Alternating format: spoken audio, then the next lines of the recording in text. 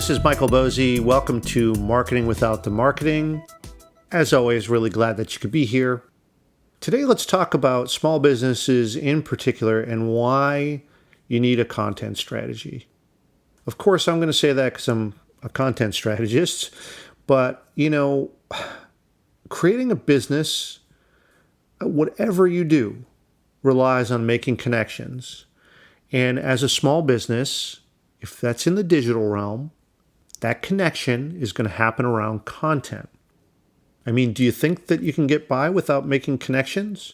Right? You can't just produce a product in a vacuum, head down, build the product, build, and then emerge with it in finished form and then say, okay, now it's time to start promoting. The world isn't that simple any longer. I mean, customers now interact with brands in a completely different way. And customers today expect to feel involved. They want to feel like they know the company, that they're a part of it. This whole, build it and they will come is a myth. And most creators, whether it's building a business or an artist, tend to have a bias towards the product. And of course, that makes sense, right? Because you're building something that you really believe in.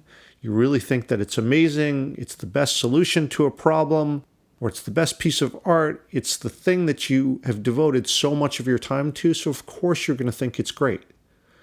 And even if it is, it's not going to matter if you can't make these connections with folks and get them to, want to try it out or to experience it.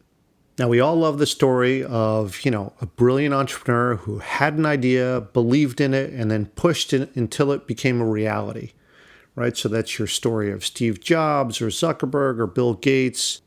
There's countless examples of this. And I think that these stories, there's something attractive about this. It's very much sort of knitted into the American ideal of this sort of lone wolf against all odds, did something that makes a huge difference to the world. We love that story, but it's kind of a myth. They always make it look so easy. I mean, you and I both know if you're running a business, it's not easy. Growing a business from scratch is difficult. But the cool thing, and the thing that I always sort of, am always psyched about in the new world, is that the rules have changed and they tend to be in your favor now as a small player. You now have the means to connect directly with your potential customers now. This was not possible before. You had to use channel marketing. But now you can actually reach them as you build your business. So think of how important and how powerful that is. Your customers or potential customers can now help you validate the product that you're building. If you reach them early, make them feel like they're a part of the process, make them feel like they're a part of your mission, a part of your company, that can be hugely beneficial to you. So let's get to the point. Why do you need a content strategy as a small business? Well, there's a few reasons. The first, it allows you to frame your own story. Now, a story is much more than just a sales pitch. A story is the core of who you are and what your business is about. In the new world, this story, it needs to be authentic, it needs to be believable. And the reason for this is because there's tons of products out there. People are not buying a product from you. They're not buying a service for you, even though that you think that that's what they're buying. Really, what they're purchasing from you is a story, right? So how do you help them change their own narrative, their own story? Your story contributes to that. So it's got to be a good one. And you get to frame your own story in this, at least to put it out there. Whether or not it's actually going to be believable is another thing. And of course, you can get help with that by having other people share your story, but you got to start somewhere. Now, the next thing is that it's going to allow you to build the foundation of your brand. And branding starts incredibly early in the process, right? You're going to control this at least to start. And, a lot of folks who are running their own businesses really are focused on the core of the business itself. And that's, of course, you need to do that. I would never say that you shouldn't focus on the business itself. It's a good instinct. I don't want to undervalue the importance of that sort of work ethic. It's really, really important. But What happens when you finish the product, you're ready to present it to the world, and there's no one listening? No one wants that outcome, because that's going to make it incredibly difficult to now start from scratch with a product that's already done. And you may find that you've already sort of invested too much in the product up front with no audience on the back end. That's the worst outcome that could possibly happen, and you want to try to avoid that. And the cool thing is, in today's world, you can avoid that. You can get folks involved a lot earlier. Now, the third thing is, a content strategy allows you to build your credibility. And trust and credibility are a really important part of the equation. People will trust your company if they trust you.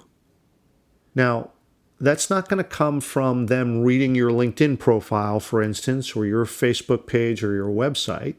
Sure, that's a story, but really it's a self-reported story, and you have to do better than just a self-reported version of yourself. There's no incentive for anyone to actually believe what you say about yourself. And a content strategy can help with that. But the time to start is now, not once your product is complete. Now, you also want to make direct connections with people. Like I said in the past 2 episodes here, social connections are a really important part of your overall content strategy and your customer development strategy. This is a really good chance for you to help people feel like they're involved.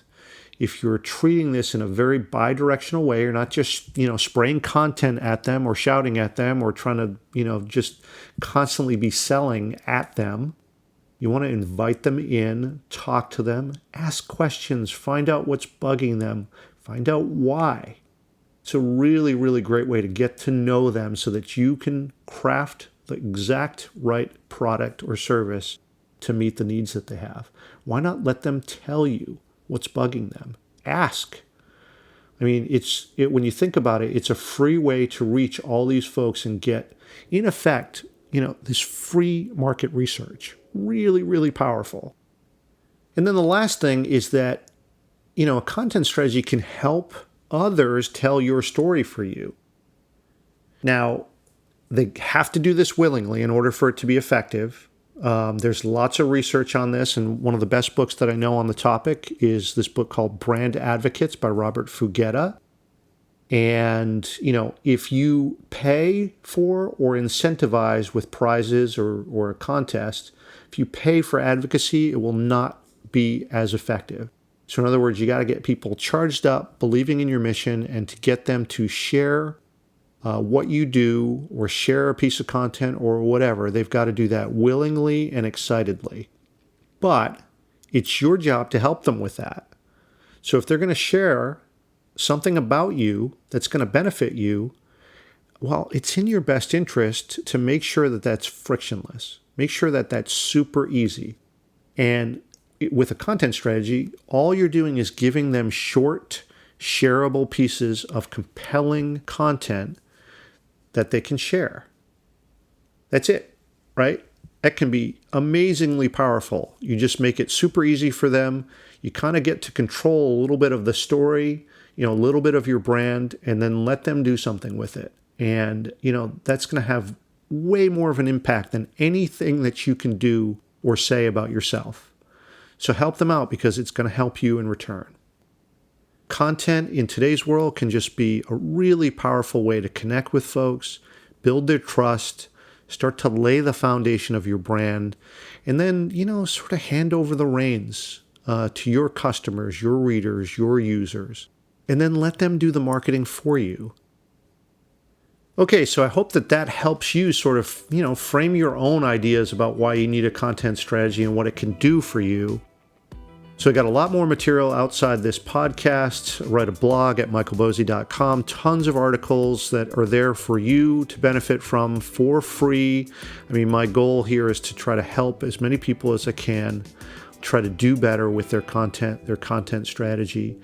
So I hope you'll take advantage of that, and you can follow me on Twitter at mbosey, or again, my website address, michaelbosey.com.